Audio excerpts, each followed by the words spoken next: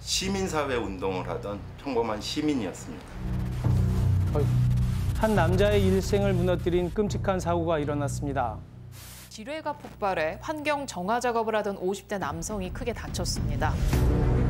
여느 때처럼 환경 정화 작업을 하던 6월의 어느 날 그의 발밑에서 지뢰가 터진 겁니다. 그날의 기억은 마치 어제 일처럼 생생해 트라우마로 남았습니다. 형, 차라리 날 좀 죽여줘. 너무 그때 이제 고통이 오기 시작하면서. 차라리 내가 다쳤으면. 에이, 그것도 쓰러졌어요.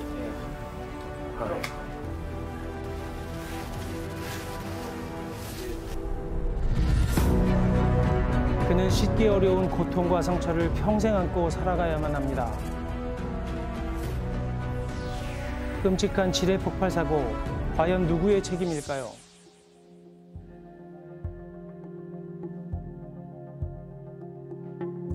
지뢰 폭발 사고로 오른쪽 다리를 잃은 김철기 씨. 아, 여기가 다치셨군요. 여기니까. 어디까지 다치신 거예요? 그러니까 좀 요 부위까지 지금 있는 거죠? 여기까지 절단을 하신 거예요? 예. 아, 정말 이 다리를 잃는다는 게 이게 보통 일이 아니시잖아요. 상상이 안 됐던 일이죠, 저희가. 도저히 있을 수 없는 일이. 어느 날 갑자기 이런 일을 당하셨는데, 와, 뭐라고 위로를 드려야 될지 모르겠어요. 그날 어떠셨어요? 그 사고 경위가? 6월 4일 날 네. 장항습지 정화 작업. 그가 환경 정화 작업을 했던 장항습지는 지난 5월 국제적으로 생태적 가치를 인정받아 람사르 습지로 등록된 곳이었는데요. 원래는 민간인 통제구역인 비무장지대에 속한 지역이었습니다.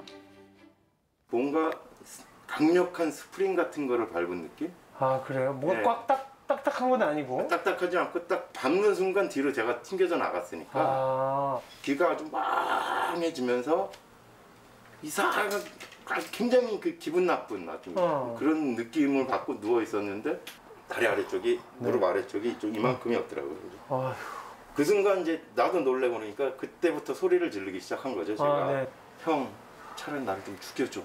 너무 그때 이제 고통이 오기 시작하면서.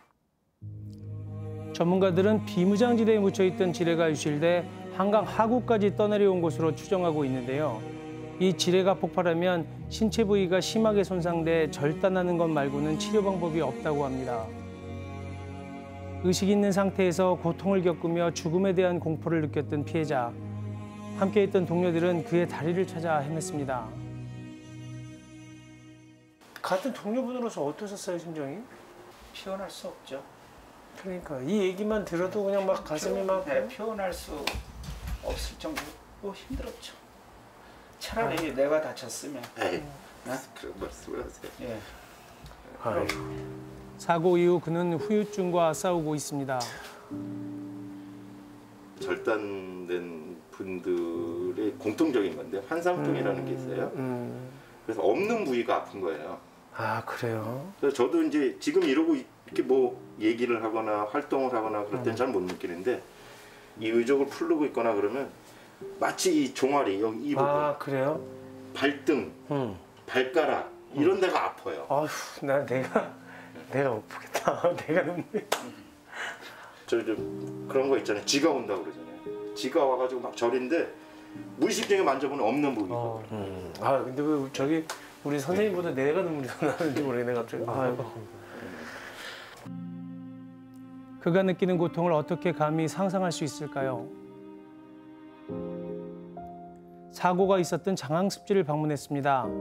얼마 전까지만 해도 습지 보존을 위해 드나들었던 이곳. 지금은 아무도 들어갈 수 없는 곳이 되었는데요.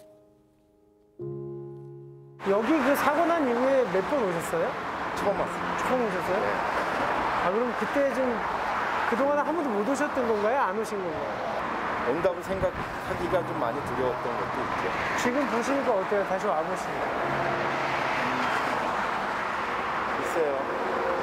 시간을 되돌릴 수는 없지만 그래도 좀 많이 진짜 안타깝고 불과 몇 개월 전에 항상 이렇게 잘 걸어서 잘 다니던 곳을 지금 또 불편하게 갔다는 게 참 마음이 좀. 사고의 근본적인 원인은 6.25 전쟁까지 거슬러 올라갑니다. 과거에는 북한군의 공세를 차단하면서 그들의 전력을 약화시키기 위해 매설됐지만 지금은 전쟁의 상흔이 되어버린 지뢰. 현재 우리나라의 지뢰지대 면적은 경기도 수원시와 맞먹는 면적입니다. 지뢰의 정확한 위치와 수량은 파악조차 할 수 없는데요. 우리나라에 지금 지뢰가 대체적으로 한 100만 개 정도 깔려있다. 이렇게 얘기를 해요. 이것도 추산인데 이 100만 개를 예를 들어서 1년에 한 200~300개로 다 나누면은 2000년 걸립니다. 그러니까 현재 실상 제거하는 그 숫자는 뭐 몇백 개 이거밖에 안 되는 거죠. 몇백 개밖에 안 되기 때문에 사실 그런 속도로 하면은 몇천 년이 걸릴 수도 있고 몇백 년이 걸릴 수도 있는 거죠. 지뢰 제거에 투입된 수많은 예산에 비해 1년간 제거된 평균 지뢰의 양은 370여 개밖에 되지 않습니다. 문제는 이뿐만이 아니었는데요.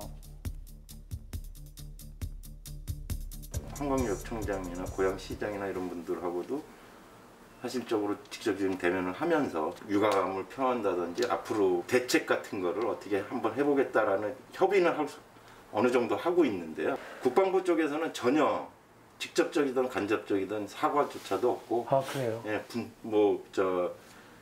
보상에 대해서는 더더군다나. 3년 전 장항습지를 관리하던 구사단이 철수한 후에도 여전히 출입문 비밀번호를 관리하고 있었습니다. 아이러니하게도 검찰에 송치된 사람은 함께 활동했던 협동조합 대표 박평수 씨였는데요. 10년 넘게 지역에서 같이 활동하고 네. 그랬던 선후배를 이제 사지로 제가 넣었다 이렇게 되는 거죠. 지뢰 위험 지역, 지뢰 지역이다라는 게 표시가 돼 있었나요? 전혀 없었습니다. 전혀 없었죠. 예, 전혀 없었어요. 근데 그걸 어떻게 알고 사전에 방지할 의무가 있다고 한다는 것인지 잘 모르겠는데. 제가 진짜로 화가 나는 게 있는데요. 네. 지뢰 폭발 사고가 9시 45분에 오전 9시 45분에 네. 폭발 사고가 났어요. 5시 그러니까 오후죠. 오후 5시 42분에 구사단에서 저한테 문자를 보내와요. 구사단에서 보낸 문자는 다름 아닌 지뢰 유실 위험에 대한 고지였는데요. 갑자기? 이런 뒷북이 또 어디 있을까요? 오전에 사고가 났는데 9시간, 10시간 이후에 이걸 받으신 거죠? 예, 작업 시 지뢰 조심해라. 이런 식의 문자를 저 한강대대 구사단에서 보내왔어요. 그러면 지금 그 전에 오히려 작업하러 들어가실 때 원래는 받았어야 되는 거잖아요. 만약에 이게 있다면. 그렇죠. 그럼 10시간 이후에 네. 이걸 보냈다고요? 네. 진짜 어이가 없네, 이거는요. 출입문을 관리한 구사단. 문자 외에 또 다른 조치는 없었던 걸까요? 확인한 바로는 고양 경찰서에서 사고 원인이라든지 이런 것들을 파악을 했었습니다. 네. 그리고 우리 군에서는 이제 EOD나 정보 분석조 등을 지원한 게 있었고요.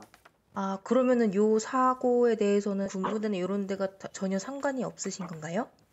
이게 2018년 12월에 구사단에서 고양시로 관리 책임이 이관이 됐습니다. 그래서 그때 우리 군에서 별도로 경계하거나 관리하지 않는 지역이었습니다. 이번 사고와 무관하다는 입장인데요. 하지만 전문가의 의견은 달랐습니다. 군에서 그 지역의 관할권을 이제 시에다가 넘겼다고 하는 거잖아요. 그렇지만 그 넘기기 전에 사실은 그 안에 있는 위험물질, 즉 무기, 지뢰는 조사를 해서 다 제거를 하고 나서 넘겨줬어야 되는데, 그리고 현재도 그 장항습지 안에 지뢰가 몇 개가 있는지 알 수가 없는데 이거에 대한 조사와 제거의 책임은 군에 있습니다. 하천과 연결된 지뢰지대는 지뢰 유실 가능성이 크기 때문에 매우 위험하답니다. 또 후방 지역은 산책로와 같은 생활공간 옆에 지뢰가 매설된 경우가 대부분인데요.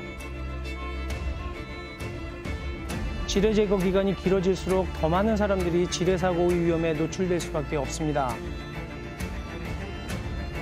하지만 정작 사고를 당했을 때 제대로 된 사과와 보상을 받기도 힘든 참담한 실정입니다. 하고 싶은 일이 뭐냐. 네. 의사 선생님이 담당 교수가 그러더라고요. 그래서 등산하고 싶다. 네. 등산이 하고 싶다니까. 열심히 노력하면 가능합니다. 그래요. 저는 제가 볼 때 진짜 열심히 노력하셔서 재활하셔서 예. 나중에 등산 한번 같이 가실 수 있으면 좋겠어요. 예. 우리나라에 전쟁이 발발한 이후 70년이라는 세월이 흘렀습니다. 하지만 여전히 전쟁의 피해자가 생겨나고 있는 상황입니다. 더 이상 무고한 국민이 희생양이 되지 않도록 국가가 관심을 가지고 책임을 다해야 할 때입니다.